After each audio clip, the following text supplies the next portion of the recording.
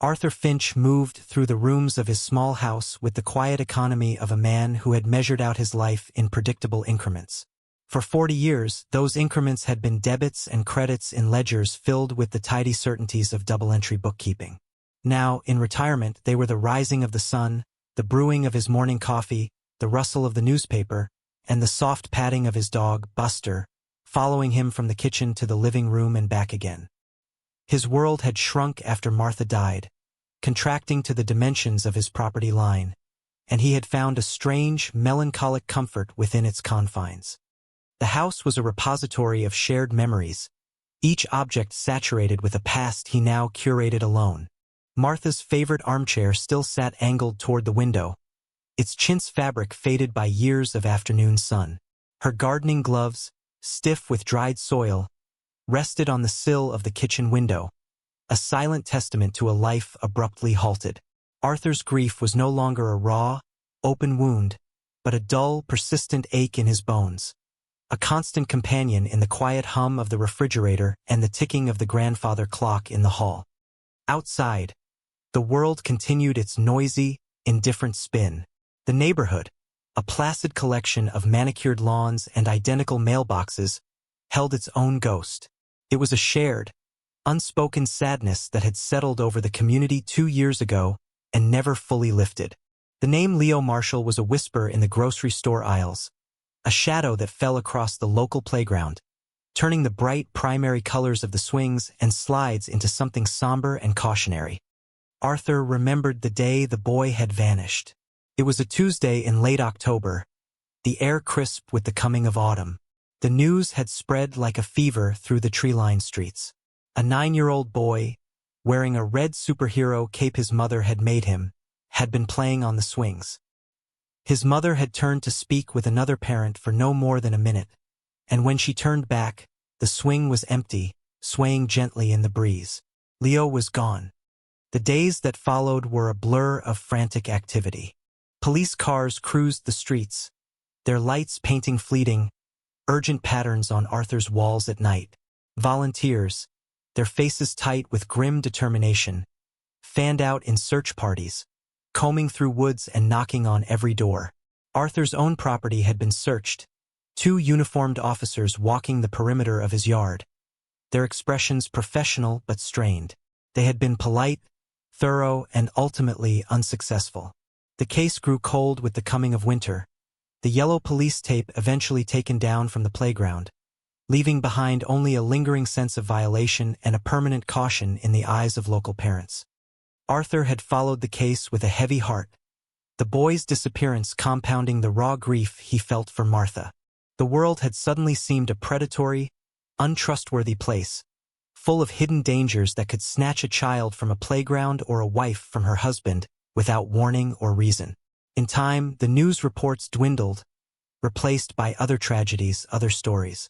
But for the people who lived there, Leo Marshall remained a fixture of their collective memory. A small, smiling face on a faded poster that was still, in some shop windows, taped to the glass. On a gray, overcast afternoon in early May, Arthur was in his backyard, his sanctuary. This was where he felt closest to Martha. He was tending to her prized rose bushes, their thorny stems just beginning to show the first blush of new buds. Buster, his scruffy terrier mix and a constant, furry shadow, was doing what he did best, exploring the far corners of the yard with an intensity reserved for sniffing out squirrels and phantom intruders. Arthur worked methodically, the familiar ritual of pruning and weeding a balm to his restless mind.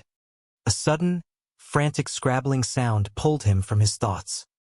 He looked up and saw Buster near the back fence, under the gnarled branches of an ancient oak tree that marked the edge of his property. The dog was digging with a manic energy, dirt flying in arcs behind him. Arthur sighed. It was the 3rd hole Buster had dug that week. Buster, no. Stop that, he called out, his voice firm but not unkind. The dog paused, looked back at him with dirt on his nose, and then whined, returning to his task with renewed vigor. Arthur set his trowel down and walked across the damp grass.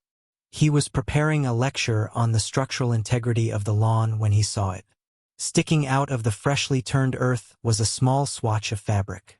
It was dirty, ragged, and a dull, faded red. Curious, Arthur knelt, his old knees protesting. He shooed the dog away gently. "What have you got there, you little menace?" he murmured, pulling the object from the soil. Came free with a soft, tearing sound. He held it in his palm, brushing away the clumps of damp earth. It was a triangular piece of cloth, its edges frayed. As the dirt fell away, a symbol became visible. It was a crude, hand-stitched letter L, inside a lopsided, five-pointed star, sewn with bright yellow thread. Arthur's breath caught in his throat. His heart gave a painful lurch. He had seen that emblem before. Not in person, but in a photograph. A photograph that had been on the news, in the papers, on every telephone pole in town. It was the picture of Leo Marshall, taken at his birthday party just a week before he disappeared. In it, he was grinning at the camera, a proud miniature champion, wearing the homemade superhero cape his mother had made him. The cape with the very same emblem. Arthur stood up slowly, the scrap of fabric clutched in his hand, the gray sky pressing down on him like a physical weight. His quiet, predictable world had just been fractured by a ghost from the past, unearthed by his dog in his own backyard. A cold dread, sharp and unfamiliar, seeped into Arthur's bones. He stood motionless in his garden for a long time, the piece of red fabric a burning ember in his hand. His carefully constructed peace was gone, replaced by a churning vortex of questions. Why was this here? In his yard? The police had searched this ground. He had walked this lawn 1,000 times. The cape couldn't have just blown in. The fabric was heavy, and Buster had to dig to get at it. It had been buried. The thought sent a shiver down his spine. He looked around his yard as if seeing it for the first time. The familiar comfort of his sanctuary had evaporated, leaving behind a sinister new geography. The old oak tree seemed menacing now, its branches like skeletal fingers. The shed in the corner, where he kept his lawnmower and gardening tools, looked secretive and dark. Who could have buried it here? His mind, trained for decades to find patterns and anomalies in columns of numbers, began to race. He replayed the months following Leo's disappearance. He had been a wreck, lost in the fog of his grief for Martha. He had barely managed the basics of cooking and cleaning. The yard had become overgrown. He remembered Sarah, his daughter, insisting he get some help. And that led him to a name, Glenn, a young man, barely in his 20s, who had lived a few streets over. His mother had known Martha from a book club. Hearing of Arthur's struggles, she had suggested her son could help with yard work and odd jobs. Glenn had been a godsend at the time. He was quiet, polite, and efficient. He came by twice a week for the better part of a year, mowing the lawn, clearing the gutters, fixing a loose step on the porch. He had free access to the yard. Arthur tried to picture him clearly. Glenn was unassuming, with pale skin and lank brown hair that always seemed to fall in his eyes. He rarely made eye contact, preferring to look at the ground when he spoke. Arthur had chalked it up to shyness. He had paid the young man in cash, and they had rarely exchanged more than a few pleasantries about the weather. Then, about a year and a half ago, Glenn had knocked on his door and told him he was moving away to live with an aunt in another town. Arthur had thanked him for his work, wished him well, and hadn't thought of him since. Until now. Could it be a coincidence? A wild animal could have taken the scrap and buried it. A bird could have dropped it. He tried to convince himself of these rational explanations, but they felt hollow. The cape was a symbol of the vanished boy. Finding a piece of it, buried on his property, felt like a deliberate act, a secret being hidden. And Glenn was the only person who had spent significant, unsupervised time in his backyard. He went inside, the red scrap still in his hand. He placed it carefully on a clean napkin on his kitchen table, as if it were a piece of fragile evidence. Going to the police with this seemed absurd. What would he say? My dog dug up a piece of cloth that looks like it might have belonged to the boy who went missing 2 years ago. They would thank him, file it away, and dismiss him as a lonely old man with an overactive imagination. He needed more than that. He needed something concrete. He decided, with a surge of trepidation, that he had to find Glenn. He had to see him, to talk to him. He didn't know what he would ask, but he trusted his gut. Decades of auditing had taught him that you could often learn more from a person's face than from their books. He sat down at his old desktop computer, the machine whirring to life slowly. He remembered Glenn mentioning the town he was moving to, Crestwood, a small, industrial town a couple of hours' drive away. He typed Glenn Peterson, Crestwood, into the search bar. The results were generic. He tried adding ant, but that was a dead end. Hours passed. The sky outside darkened to a bruised purple.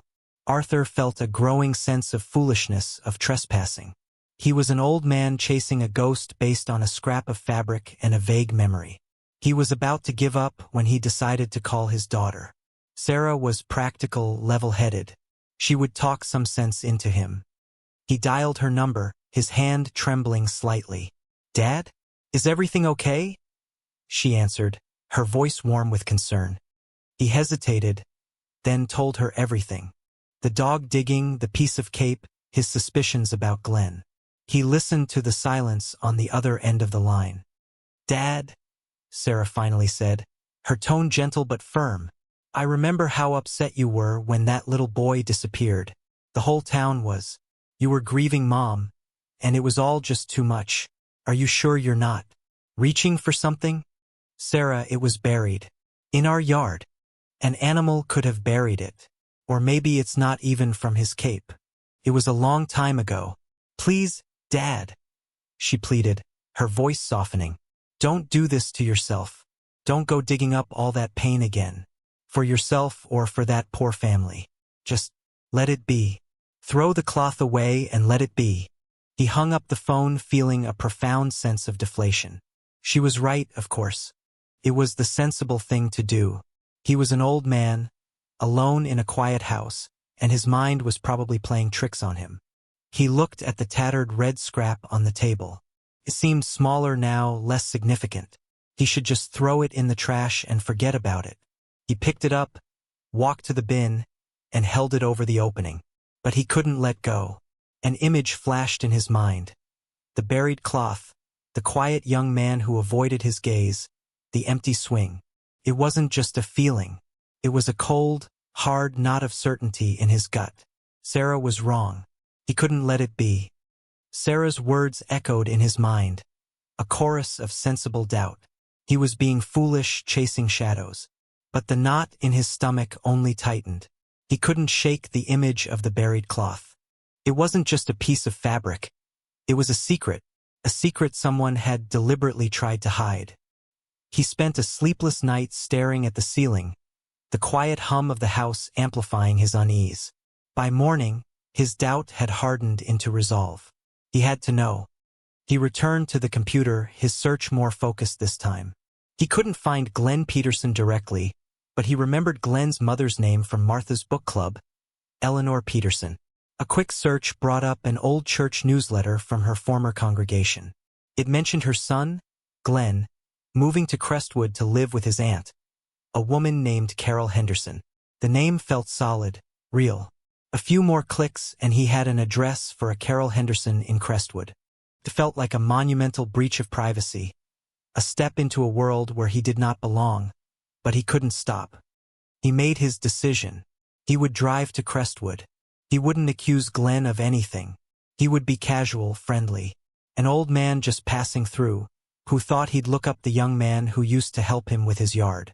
He would ask about his life, his work, and then, gently, he would steer the conversation back to the old neighborhood, to that terrible autumn 2 years ago.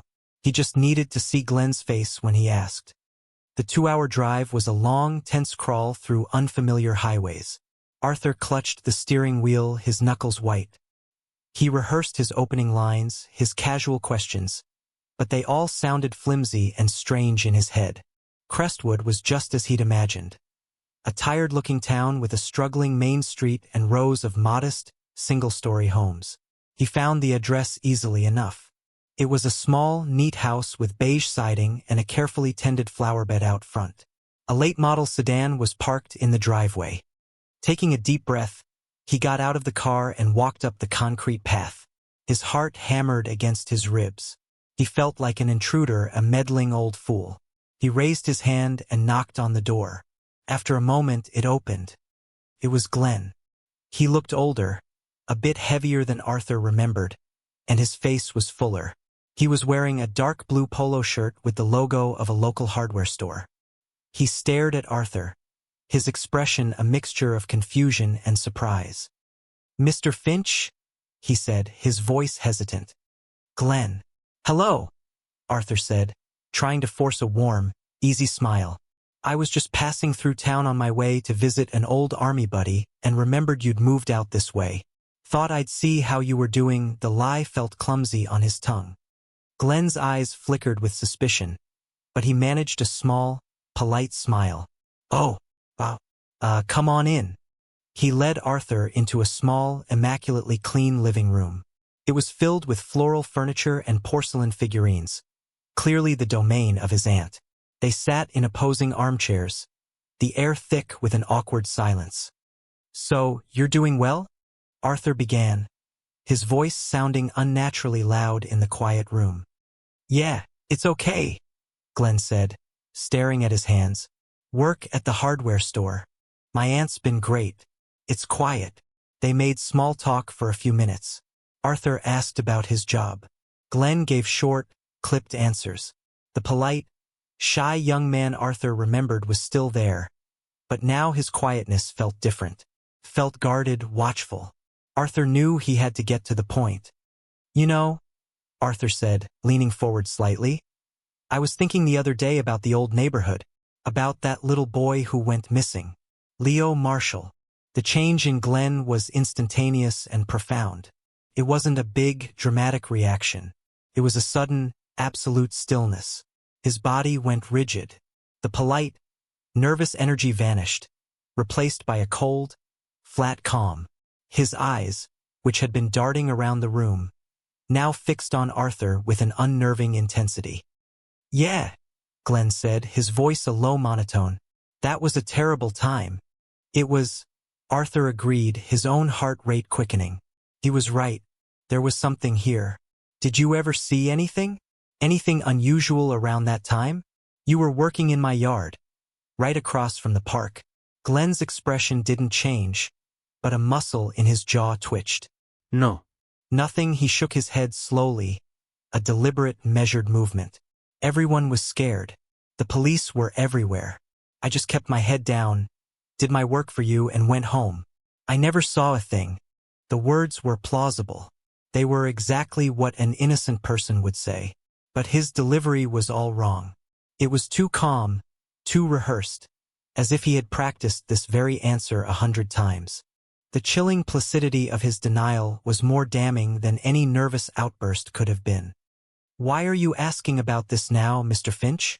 Glenn asked, his voice still low, but with a new edge to it, a hint of something hard and cold. "It was a long time ago." The question felt like a veiled threat. Arthur suddenly felt a prickle of genuine fear. He was in a stranger's house, accusing him with his eyes, and he was a long way from home. He scrambled to retreat, to put the mask of the friendly old man back on. "Oh, no reason," he said, waving a dismissive hand. "Just an old man's mind wandering, I suppose. It was such a sad thing. It sticks with you." He made his excuses soon after, claiming he was late to meet his friend. Glenn walked him to the door, his placid mask firmly back in place. "Drive safe, Mr. Finch," he said, his voice once again polite. But as Arthur walked back to his car, he could feel Glenn's eyes on his back, cold and unblinking. He didn't look back. He got in his car, started the engine, and drove away, his hands shaking so badly he could barely grip the wheel. He hadn't found proof, but he had found something far more terrifying: the placid face of a monster. The drive home was a blur. The chilling stillness in Glenn's eyes was burned into Arthur's mind. He had gone to Crestwood looking for confirmation of a suspicion. He had left with a terrifying certainty that felt heavy and dangerous. Sarah's voice of caution now seemed like a distant, naive echo. This was real. He was sure of it. When he got back to his house, the familiar rooms felt different, tainted by his new knowledge. He made a cup of tea, but his hands shook too much to drink it. He kept replaying the conversation with Glenn. His overly calm denial, the flat, dead look in his eyes. It was the look of someone with a secret so dark it had hollowed him out from the inside. Arthur knew he still had nothing. A scrap of fabric and a gut feeling were not enough. The police would be sympathetic but powerless. He needed something more, something undeniable. His mind went back to Glenn's time working for him. The young man had been quiet, keeping to himself. He sometimes stored a few of his own tools in Arthur's shed, in a cardboard box in the corner. He'd told Arthur he didn't have much storage space at his mother's place. When Glenn had moved, he'd taken most of his things, but Arthur seemed to recall the box was still there, pushed to the back under a pile of old tarps. A sense of guilt washed over him. To go through another person's belongings felt like a profound violation. But the fear and certainty he felt were stronger than his sense of propriety. Armed with a flashlight, he went out to the old wooden shed in the backyard. The air inside was thick with the smell of rust, oil, and dry rot. He found the box exactly where he remembered it, buried under a dusty canvas sheet. It was filled with junk. Oily rags, a broken trowel, empty containers of weed killer. It seemed like a dead end.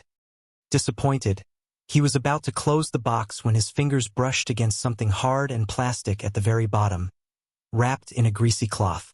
He pulled it out.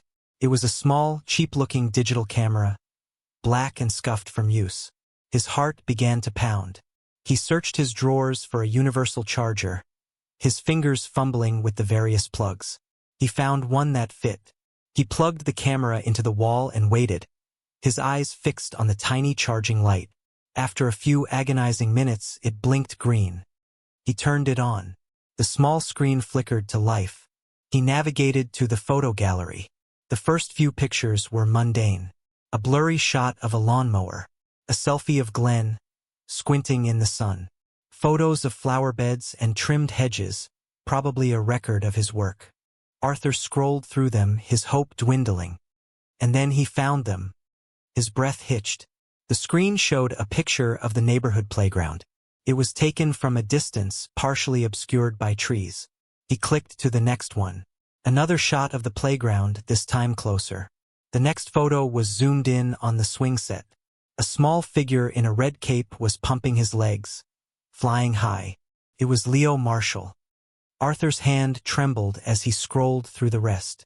There were at least a dozen photos, all taken on the same day. Each one was focused on Leo. Leo on the slide. Leo digging in the sandbox. Leo talking to another child. They were furtive, obsessive, predatory. He checked the date stamp on the image files. The date was October 28th, the day Leo Marshall disappeared. It was undeniable proof. Glenn hadn't just been in the area. He had been there, watching, documenting, obsessing over the boy. This changed everything. This was the proof he needed. He had to go to the police. He couldn't call Sarah. She would only worry. He needed an official, someone who would understand the weight of this discovery. He remembered the lead detective on the case, a man whose weary, determined face had been a fixture on the local news. Detective Miller. He found the number for the local police department and asked to speak with him, his voice tight with urgency. To his relief, Miller was still on the force. He was put through, and he explained that he had urgent information about the Leo Marshall case. Miller, his voice laced with the tired skepticism of a man who had heard it all, agreed to meet him the next day. While he waited, a gnawing anxiety consumed him. He couldn't sit still. He went back to the camera, looking at the photos again, as if to reassure himself they were real. He zoomed in on one of the images, a wide shot of the park. In the background, leaning against a tree on the periphery, was another figure, a man. He was partially obscured by shadows, his face unclear. Arthur zoomed in further, the image becoming grainy and pixelated. The man was older, with a stern posture. He seemed to be watching Glenn, who was visible in another part of the frame, pretending to read a newspaper on a bench. A cold finger of recognition traced its way down Arthur's spine. He had seen that man before. He had come by Arthur's house once or twice with Glenn. Glenn had introduced him as his father, Mr. Henderson. A quiet, severe-looking man who had stayed with Glenn and his mother for a few months before Glenn moved to Crestwood. He had barely said 2 words to Arthur. Why was he there in the park that day, watching his son watch a child? A new, more horrifying dimension of the truth began to form in his mind. This wasn't just about Glenn. On a sickening impulse, Arthur opened his web browser and typed, "Missing Child Crestwood," into the search bar. The results made the blood drain from his face. A small article from a local Crestwood news site, posted 2 days ago. A 10-year-old boy named Daniel Riley had been reported missing. He had vanished from a small park just down the street from his home. According to the map in the article, his home was next door to the beige house where Glenn and his aunt lived. The camera fell from his hands and clattered onto the table. It wasn't over. It was happening again. It wasn't just Glenn. It was a team, a father and a son. And they had another boy. The ticking clock of a 2-year-old cold case had just been replaced by the frantic, screaming siren of an active abduction. He snatched up the phone, his fingers shaking so violently he could barely dial. He had to call Miller. Now, Detective Miller's office, a crisp voice answered. "I need to speak to him. It's an emergency," Arthur said, his own voice a raw, ragged thing. "It's Arthur Finch. Tell him it's about the Marshall case and it's happening again. Right now." There was a brief pause. Then Miller's tired, gravelly voice came on the line. "Finch? What is this? Our meeting is tomorrow." "There's no time," Arthur gasped, stumbling over his words as he explained everything. The camera, the obsessive photos of Leo, the presence of Glenn's father, Mr. Henderson, in the background, and the new missing boy in Crestwood, Daniel Riley, who lived next door to Glenn. "It's them, detective. They have him. They have to have him." The skepticism in Miller's voice vanished, replaced by a cold, sharp urgency. The connection was too direct, too chilling to be a coincidence. "Stay where you are, Mr. Finch. Don't touch that camera. I'm sending a car for you and it. I'm on the phone with the Crestwood PD right now." The line went dead. Arthur sank into a chair, his body trembling with a mixture of terror and adrenaline. He had crossed a threshold. His quiet, amateur investigation had just ignited a multi-jurisdictional police operation. He could only pray they would be in time. The next hour was a maelstrom of controlled chaos. 2 uniformed officers arrived at Arthur's door, their expressions grim and serious. They handled the camera with professional care, placing it in an evidence bag. Arthur gave them a frantic, rambling account of his discovery.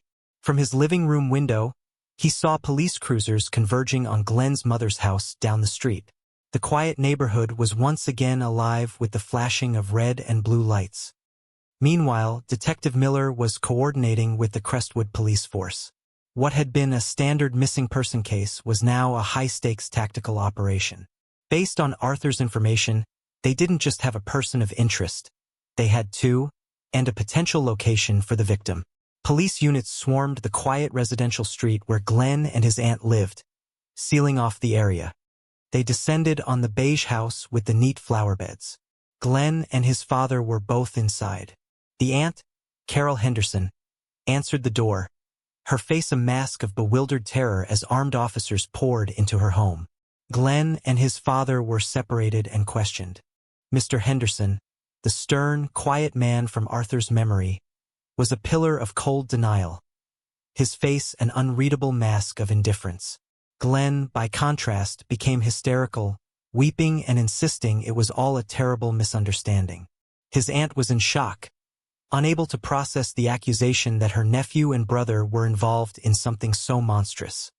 While some officers secured the residence, others began a methodical search of the property. Miller, on the phone from his own precinct, guided their focus.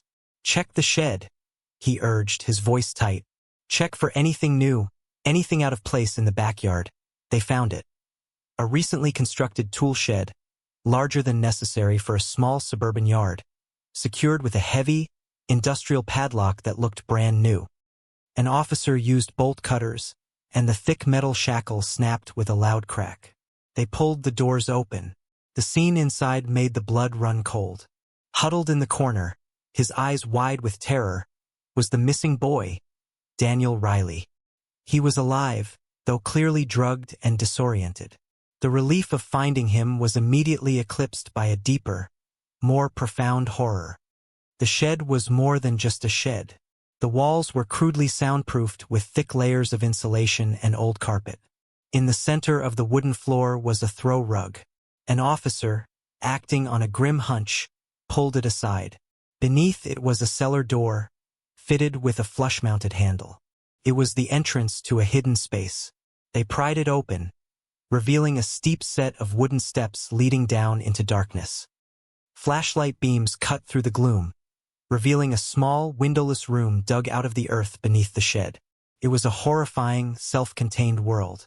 There was a thin mattress on the floor, a bucket in the corner, and a small shelf holding a few worn children's books and a stack of plastic plates. And on the mattress, curled into a fetal position with his back to the door, was another figure. He was thin, unnaturally pale, with long, matted hair. A detective descended the steps slowly. "Son," he said, his voice gentle. "It's the police. You're safe." The figure flinched and turned slowly. His face was gaunt, his eyes hollow and accustomed to the dim light. But beneath the grime and the trauma, there was no mistaking him. It was Leo Marshall. He wasn't dead. He had been here or in a place just like this for 2 years. The crime wasn't a fleeting act of violence. It was a long, systematic, and depraved campaign of captivity.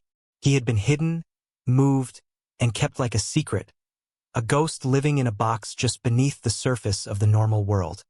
Upstairs, in the house, the revelation broke the last vestiges of denial. As officers brought a terrified, blinking Leo out into the daylight, Glenn collapsed completely, his hysterical sobs turning into a full-throated confession of guilt and fear. His father, Mr. Henderson, watched the scene unfold, his expression finally cracking, not with remorse, but with a flash of pure, undiluted rage at being caught. His mask of indifference shattered, revealing the chillingly calm, calculating monster beneath.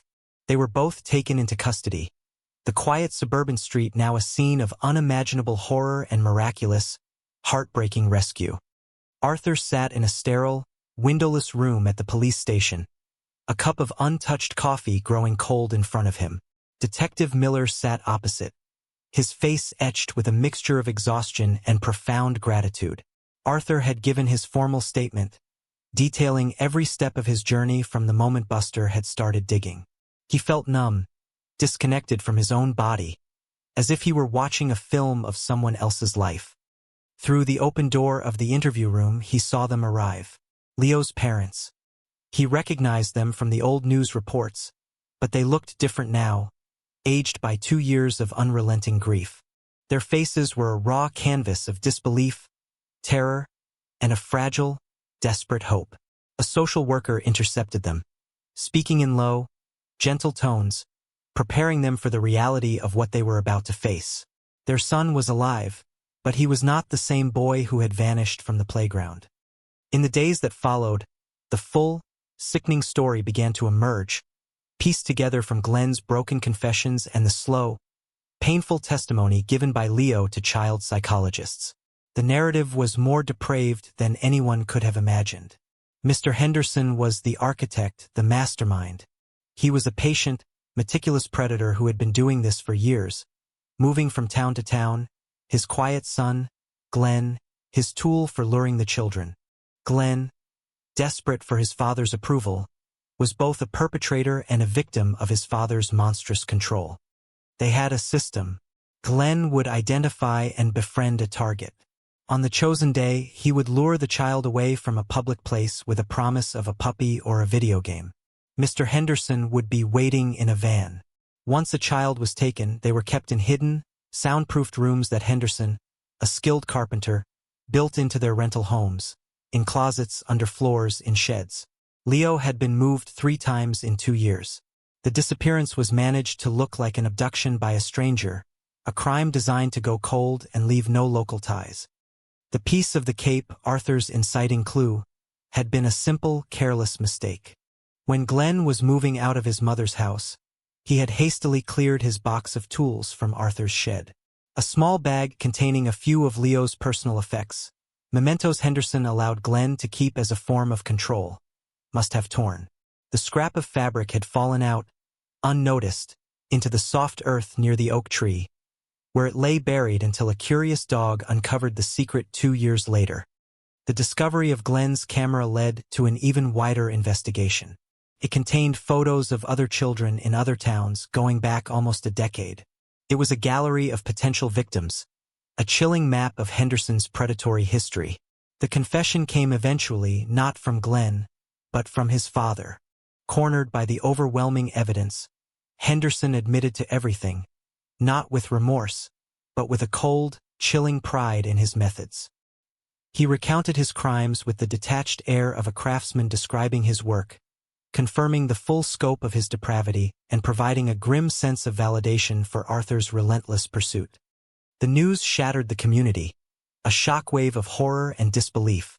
How could such evil have existed in their midst, hidden in plain sight? But intertwined with the horror was a profound sense of relief. The ghost that had haunted their town for 2 years had a name, a face, and was now behind bars.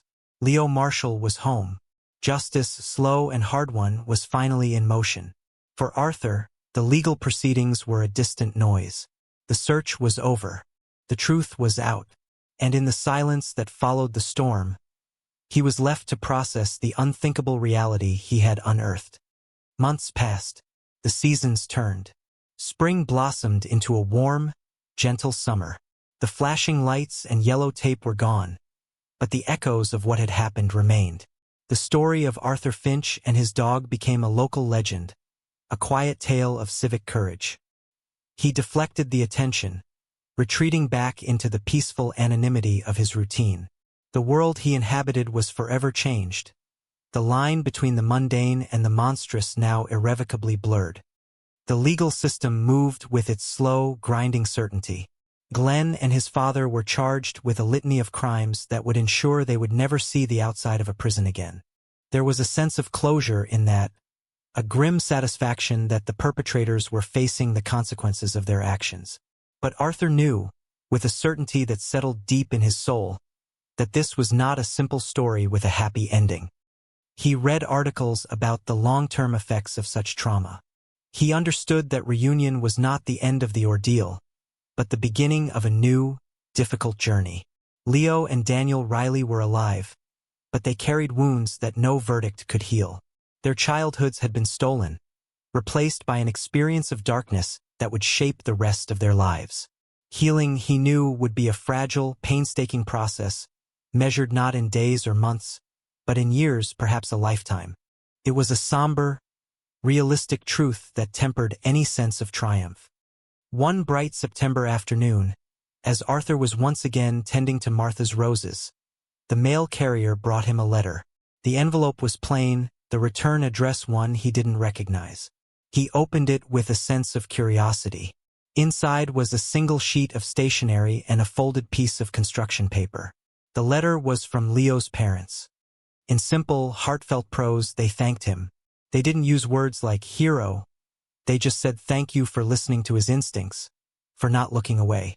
They wrote about the long road ahead, about the quiet, difficult work of helping their son find his way back to the world. They said he was in therapy, that he was slowly, cautiously, beginning to reconnect. He had started speaking again, his voice soft and hesitant, and he had started to draw. Arthur unfolded the piece of construction paper. It was a child's drawing, rendered in bright, thick strokes of crayon. It depicted a big, gnarled tree with sprawling branches. At the base of the tree, a small, scruffy-looking dog was digging in the dirt, its tail a happy scribble in the air. Above the drawing, in shaky, block letters, was a single word: Buster. Arthur stood in his garden, the drawing in his hand, and looked over at the real Buster, who was sleeping in a patch of afternoon sun. his leg twitching as he chased a dream squirrel. A profound and complex emotion washed over him. A deep, abiding sadness for the stolen innocence, mixed with a fragile, burgeoning sense of hope. He hadn't sought out this path. He was just a quiet man tending to his grief. But he had been called to act, and he had answered. He had refused to let the world's sensible doubts extinguish the small, persistent flame of his intuition. He had fulfilled a duty he never knew was his. The world was still a fragile and often frightening place. But he knew now that even in the deepest darkness, the simple courage to pay attention, to care, could be enough to bring a lost soul home.